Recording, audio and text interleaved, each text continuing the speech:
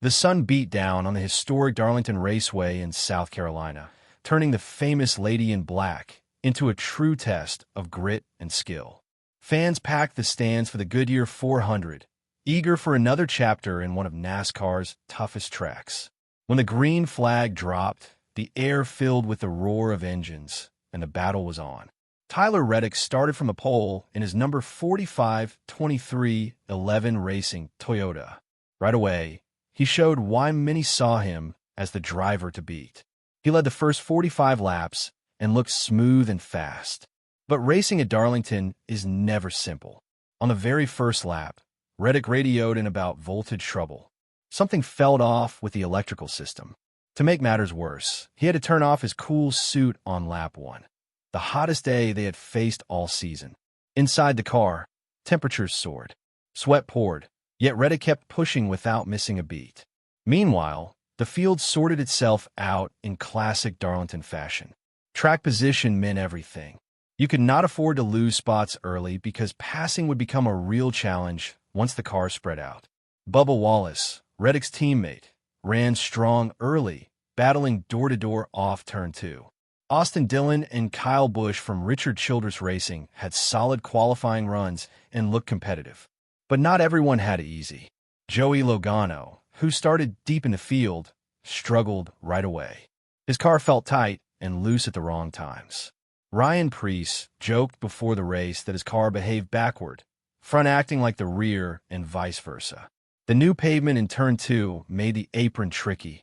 Cars would catch the splitter and unload in a hurry. Pit stops quickly became the story of the day. Loose lug nuts plagued several teams. Brad Keselowski's crew, ranked near the bottom in pit performance, still delivered when it counted. But mistakes happened.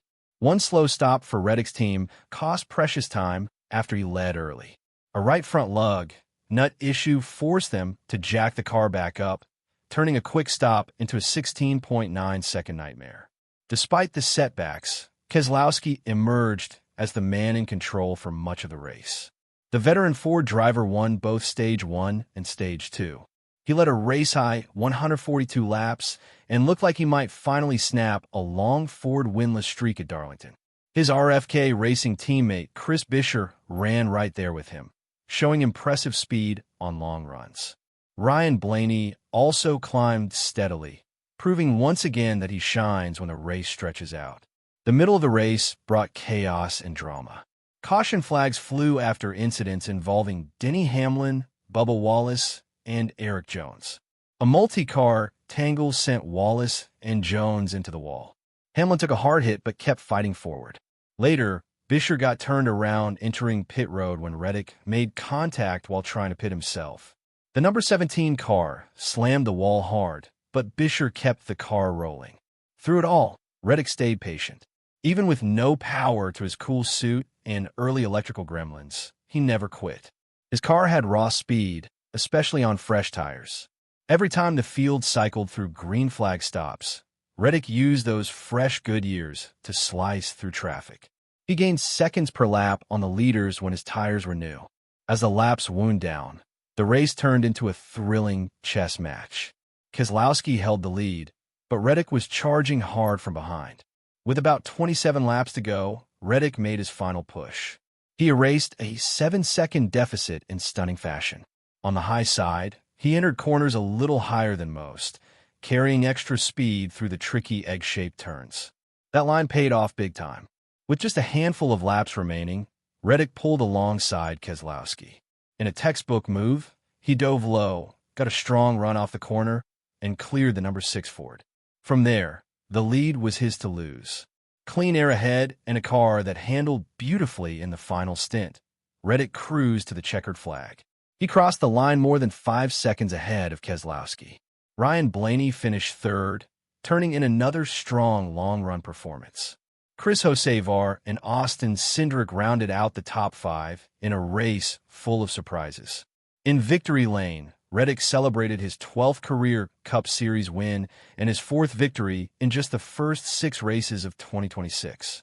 That puts him in rare company, Only Dale Earnhardt in 1987 and Bill Elliott in 1992 achieved the same feat. His team at 2311 Racing has now tied their single-season win record, and it is not even April yet. Reddick's post-race words captured the day perfectly. "The car won today, man. Everybody way to fight all day and never give up. We said never know what's going to come our way. Stay after it one run at a time." He also laughed about the issues. Fastest kid on the internet all weekend. No alternator. No power to the cool suit.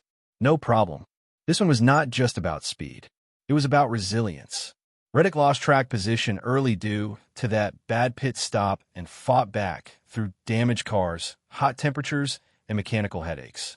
Keselowski drove a smart, aggressive race and led the most laps. But Reddick's car simply had more in the tank when it mattered most.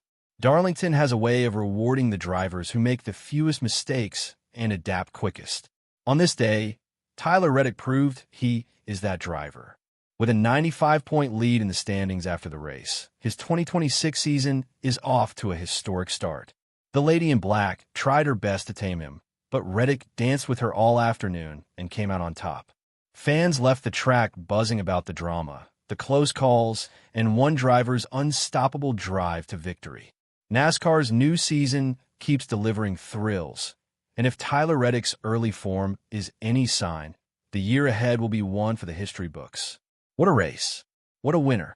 And what a reminder that at Darlington, heart and hustle still win the day.